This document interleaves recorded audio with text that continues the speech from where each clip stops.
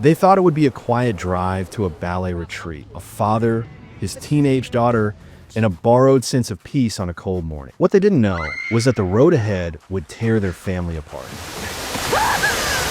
Where's your friend? Come on! I pushed her. She was just being a bitch. No. It begins with fragments of home videos. A little girl splashing through summer puddles, laughing as her parents chase her with a camera. Back then, Jay and Rebecca were still together, still in love, still believing that happiness could last. But years later, that warmth has faded. The laughter has been replaced by polite silence. Divorce has split their lives in two, and their daughter, Kayla, now moves between them like a visitor caught between two worlds. That morning, Rebecca dropped her boyfriend at the airport before driving Kayla across town to meet Jay. The mood is tense. Kayla hides behind her phone, rolling her eyes when her mother reminds her about ballet camp. She calls it stupid, says she doesn't even want to go, but the plan is already set. Jay will drive her the rest of the way. When they arrive, Kayla barely says goodbye. The air between her parents is cold, familiar but cold. Jay smiles anyway, pretending that things are normal as Kayla climbs into his truck. He tells her they'll grab some food on the way, maybe talk a little, but she just stares out the window. The road stretches ahead, endless and quiet, until Kayla spots someone on the side of the road. Her best friend, Brittany, sitting alone with a duffel bag. She's waiting for a bus, heading to the same retreat. Jay pulls over, and Kayla leans out the window, calling her over. Brittany smiles, relieved, and climbs in. The girls chatter for a while, but something about Brittany feels off, a bruise just under her eye, half hidden by her hair. Kayla asks what happened, but Brittany brushes it off, saying she fell. As the miles roll by, laughter fades into quiet tension. Brittany says she needs to use the bathroom, so Jay pulls off onto an empty stretch of road surrounded by trees. The forest is still, blanketed in snow. The girls disappear between the branches, giggling at first. But when minutes pass and they don't come back, Jay grows uneasy. He calls out for them, his voice echoing through the trees. Then a scream, sharp, distant, and real. Jay runs. The snow crunches under his boots until he bursts through the clearing and sees Kayla, sitting alone on a narrow bridge overlooking a frozen river. Her face is pale, her hands trembling. Brittany is gone. Kayla says she fell. Jay looks over the railing and sees nothing but black water moving beneath the ice. Without thinking, he climbs down and searches the river, shouting her name. Nothing. No answer. Only the cold. When he climbs back up, soaked and shivering, Kayla's confession cuts through the air. Not a fall, but a push. She says Brittany was being cruel, so she shoved her. The words hit Jay like a bullet. For a long moment, he doesn't speak. Then instinct takes over. He grabs her hand, pulls her away from the bridge, and tells her not to say another word. Driving back through the empty roads, Jay's mind spins with panic. He can't call the police. Not yet. Not until he understands what really happened. Kayla sits in silence beside him, crying soft. Every so often, she whispers that she didn't mean it, that she's sorry. But the damage is already done. Instead of ballet camp, Jay drives straight to the city, straight to Rebecca. When he walks in her office, drenched and shaking, she assumes the worst. She thinks he's been drinking again, or worse, that he's forgotten about Kayla's retreat. When he finally tells her that something terrible happened, she looks toward the car and sees her daughter vomiting on the sidewalk, struggling to breathe. Kayla's asthma has kicked in, and she's panicking. Rebecca rushes to help her, buys her a new inhaler, and takes her home. In the quiet of the house, the truth finally spills out. Kayla confesses everything, and as Rebecca listens, her face hardens. Jay tries to calm her, saying that it was an accident, that no one will believe it was if they tell the truth now. He reminds her of what could happen to their daughter if the police get involved. Hours later, Rebecca stands in front of the fireplace, staring into the flames. In her hands, Kayla's torn shirt from that day, still wet from the river. She hesitates, then throws it into the fire. The fabric curls, blackens, and disappears. Somewhere behind her, Jay whispers that they'll protect her no matter what. But the look in Rebecca's eyes says something different. She already knows they've crossed a line they can never come back from. That night, she dreams of the river, of a girl's pale hand reaching up through the current, and wakes in a sweat. Morning light creeps through the curtains, pale and colorless. Jay returns to the house, pretending calm, but the tension between them fills every corner. Rebecca hasn't slept. Her hands shake when she makes coffee, and Kayla sits at the kitchen table, silent, staring into her cereal as if she's somewhere else entirely. Jay insists that it was an accident, that no one will ever know, but Rebecca can't silence the thought that they should have gone back to the river, that somewhere beneath the ice, Brittany might still be there. Jay steps outside for air, trying to think. When he comes back, he finds Rebecca standing at the window, watching Kayla. She asks him what kind of girl pushes her best friend into a river. Jake doesn't answer. He just tells her that their daughter is in shock, that she doesn't even understand what she's done. The argument builds like thunder, echoing through the house until Kayla hears her name. When she realizes they're fighting because of her, she loses control, throwing her glass across the room before running for the door. Jay catches her just as she reaches the yard, pulling her back, holding her as she thrashes and screams. Hours later, the sound of a car in the driveway cuts through the silence. Rebecca looks out and sees a familiar face, Sam, Brittany's father. His eyes are tired, confused, but polite as he asks if Kayla is home. He says Brittany never showed up at camp, that he thought the two girls were skipping together. Rebecca forces a smile, lying with practiced calm. She tells him that Kayla's been sick, that she never went to the retreat at all. Sam's expression softens at first, then grows uneasy when Rebecca avoids his questions. He mentions an argument he had with his daughter the day before she disappeared. He'd yelled at her for something small, sent her off to catch the bus alone. Now, he regrets everything. When he asks to speak to Kayla, Rebecca lies again. She's at the doctor, she says, and promises to call as soon as she returns. When he leaves, Rebecca closes the door and exhales, her back pressed against the wood as though she's holding the whole world out. But the calls keep coming. Sam keeps asking. By evening, she can't take any more. Downstairs, she finds Jay waiting with a bag in it. He says they need to leave town just for a few days to think, to decide what to tell the police if it comes to that. Rebecca hesitates, then nods. She tells Kayla to pack a few things, but before they can leave, a car pulls into the driveway. Sam, Rebecca's heart drops. Jay steps outside, trying to keep his composure as Sam approaches. He's angry now, demanding to see Kayla. When Rebecca tries to calm him, he pushes past her. Jay blocks his way, and the confrontation turns violent. Sam shoves him, Jay hits back, and in the chaos, Kayla appears in the doorway, wide-eyed. The moment Sam sees her, the lie collapses. He realizes Rebecca had been lying all along. He backs away, swearing that he's going to the police. Jay's nose bleeds, and Rebecca rushes to him, trembling, cleaning the blood with a towel. For the first time in years, they hold each other, both realizing how far they've gone. Later that night, Jay tells her there's only one way to save Kayla, to make Sam look guilty. Rebecca stares at him, horrified, but he reminds her that Sam already suspects their daughter. If the police think Sam hurt Brittany, they'll stop digging for anyone else. Rebecca was once a prosecutor, and she knows how thin the line between truth and manipulation can be. Still, she agrees, for Kayla's sake. The next day, she meets her old colleague, Detective Kenji, at the homicide department. Rebecca's voice trembles as she weaves the story. Brittany hasn't been seen in over a day. Sam came to her house acting strange, maybe even violent. She says that Kayla once mentioned a bruise on Brittany's face that Sam might have hit her. Kenji listens quietly, her expression unreadable, and promises to look into it. Back home,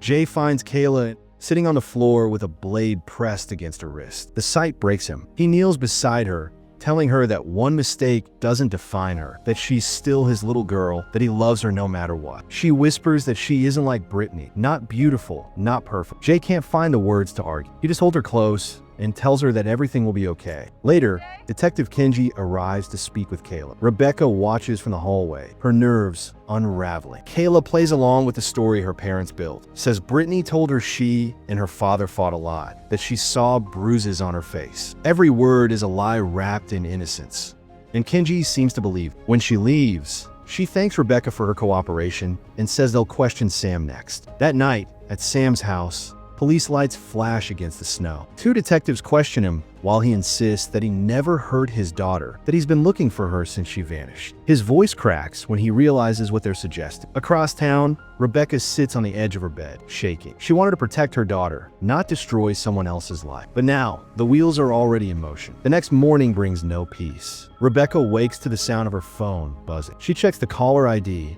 Detective Kenji. The call is brief, polite, but it leaves her shaken. The detectives question Sam, and his story doesn't match hers. He swears he never hurt Brittany, and his neighbors confirmed it. The lie is beginning to fray. Across town, Jay picks up Kayla to spend the day with her. He hopes that normalcy, Pancakes, music, maybe a dry, might ease her guilt. But when they pull into his driveway, Trini, his girlfriend, is waiting at the door with anger in her eyes. She's holding something in her hands.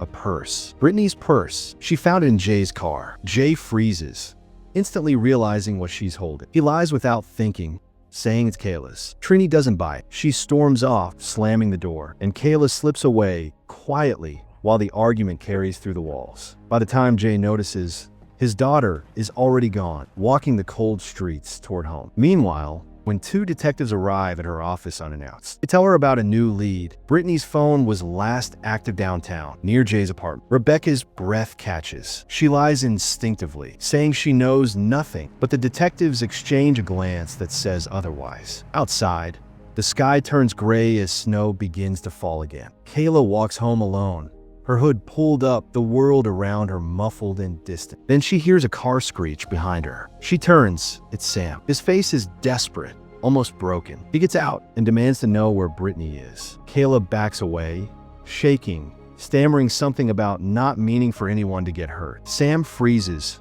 realizing what she just said, and takes a step forward. Terrified, Kayla runs. He chases her to the porch, pounding on the door, shouting her name. Inside, Kayla hides behind the wall, gasping for air, clutching her inhaler with trembling hands. Moments later, Rebecca returns home, her heart still racing from the meeting with the detectives. When Jay arrives soon after, she lashes out at him, accusing him of being reckless for keeping Brittany's phone, for letting the signal trace back to him. He argues that they couldn't have known. The shouting grows until Kayla's sobs cut through it, forcing them both to stop. They rush to her side, and for a brief moment, all three cling to each other in silence.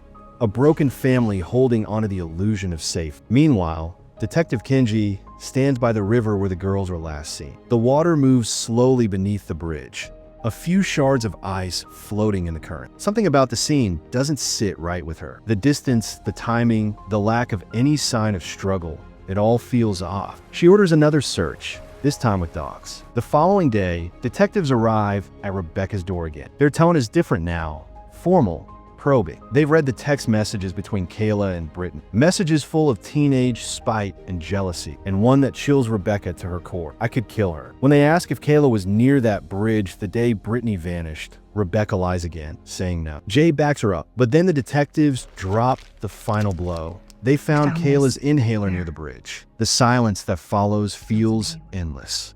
Rebecca's mind races as the detectives thank her for her time and leave. The moment the door closes, she sinks to the floor, shaking. The truth is catching up. Jay kneels beside her, trying to calm her, but she can see it in his face. He's terrified too. That night, Jay drives through the dark streets with Rebecca beside him. The car is filled with silence until she finally speaks. If they want to save Kayla, they have to end it. All of it. Jay doesn't ask what she means. He already knows.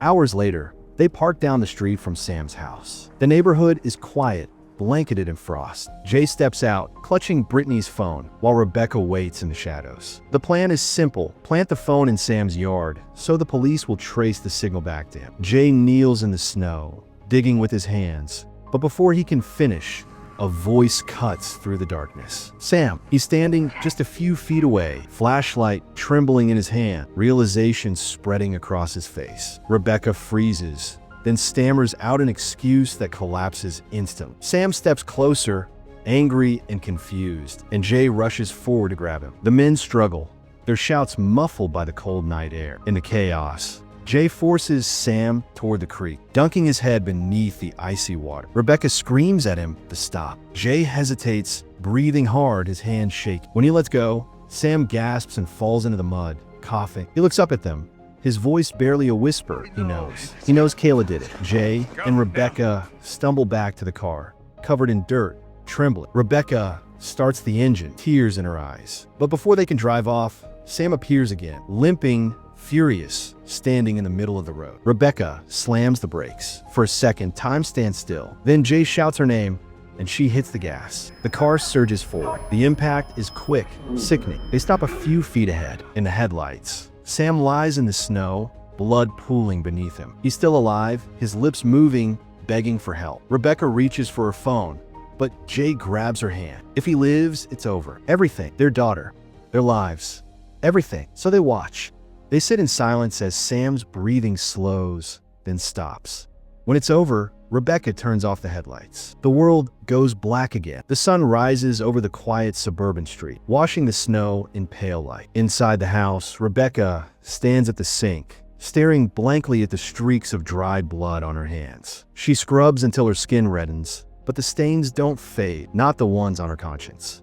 In the living room, Jay wipes down the steering wheel of the car, the smell of bleach heavy in the air. Neither speaks. Their movements are slow, mechanical, as if they've both forgotten what it feels like to be alive. When Kayla wakes, she finds them together in the kitchen. Two people who once couldn't stand to be in the same room, now clinging to each other like survivors from the same wreck. She smiles, thinking that maybe, finally, her parents are getting along again. They sit together for breakfast, pretending the night never happened. Rebecca laughs at something small. Jay smiles back, and for a fragile moment, they almost believe it. But beneath that calm, the truth gnaws at them like rot beneath fresh paint. Later, Jay takes Rebecca's car into the driveway to clean off the last of the dirt. As he rinses the front bumper, the water turns faintly pink. Rebecca comes out to help, both of them too numb to speak. The sound of the hose drowns out the silence until the front door creaks open. They both freeze. Standing in the doorway is Britt, alive, shivering, confused, her hair tied back, her duffel bag slung over her shoulder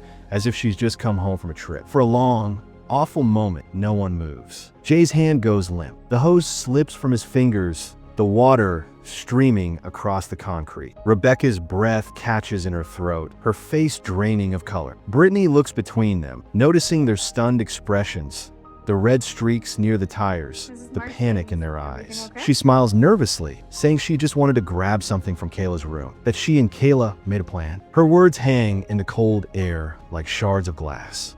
Rebecca stammers, asking where she's been, but Brittany waves it off, says it was all just a prank, that she and Kayla cooked it up together so she could disappear for a few days and see her boyfriend. She thought it'd be funny, a little drama, nothing serious. She tells Brittany to go home now and not come back. When it closes behind her, Rebecca and Jay just stand there, motionless. Neither can look at the other. The silence stretches until Kayla finally breaks it, her voice small and shaky. She says she wanted to tell them that Brittany wasn't dead, that it was all fake. But when she saw how they were together again, how they were happy for the first time in years, she couldn't. She thought if she kept the lie alive, maybe they'd stay a family. Rebecca stares at her daughter, tears spilling before she can stop them. Jay sinks onto the couch, his hands covering his face. Kayla falls to her knees between them, sobbing, begging them not to hate her, not to leave her. She says she's sorry, that she never meant for any of this to happen. Rebecca pulls her in her arms, her body trembling. Jay leans in too, wrapping them both in an embrace that feels more like surrender than comfort. The three hold each other tighter as the red and blue lights flicker through the window, painting the walls in waves of color. No one speaks. No one moves. They just sit there, clutching each other in silence. A family bound together by love, fear, and a lie that destroyed them all.